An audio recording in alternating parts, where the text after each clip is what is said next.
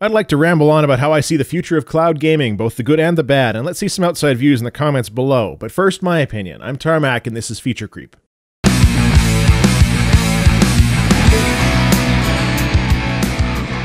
When a lot of people think of cloud gaming, the first thoughts that come to mind are very, very negative. You immediately get this vision of a subscription service with terrible latency problems and all-in-all shoddy gameplay. Imagine Netflix, but for video games. Actually, that's a terrible example because Netflix works.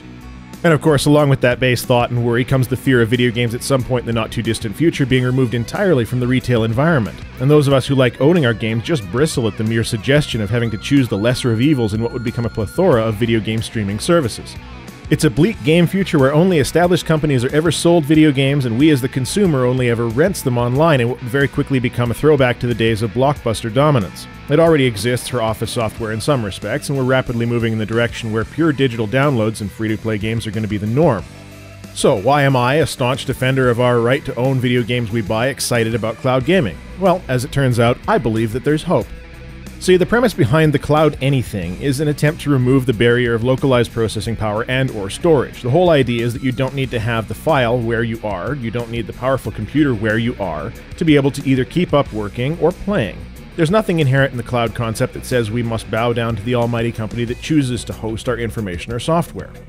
There have been some rather major announcements recently that give me some real hope that the cloud, if made personal, could be a real boon to the game industry. For example, Project Shield by Nvidia is a handheld gaming device designed to be used with a home PC. It can stream games from your home computer, which opens the door to all kinds of wonderful things. In the same vein, the PlayStation Vita will be able to do the same thing with the PS4 as your very own personal cloud server. I think it's exciting that within the next few years we'll begin to see more and more devices having this kind of capability. It challenges the current notion of cloud being some mysterious online presence that keeps track of everything you do and makes the idea much more manageable. Now, for the time being, all of these things rely on Wi-Fi, which, while available in a lot of locations, simply isn't available everywhere yet. Right now, we're a bit short on long-range bandwidth, with data plans being expensive and probably not fast enough to stream HD video, but give it 5 to 10 years, and 4G wireless or beyond will satisfy that need handily. So if we can keep some autonomy and ownership of the video games that we buy, it will be possible very soon for your home PC to be your very own cloud server. And as far as I'm concerned, that's an exciting prospect. Do you like the idea of cloud gaming? Leave a comment below to discuss it. Make sure you like and subscribe so you don't miss any content. That's all I have to say. Tarmack out.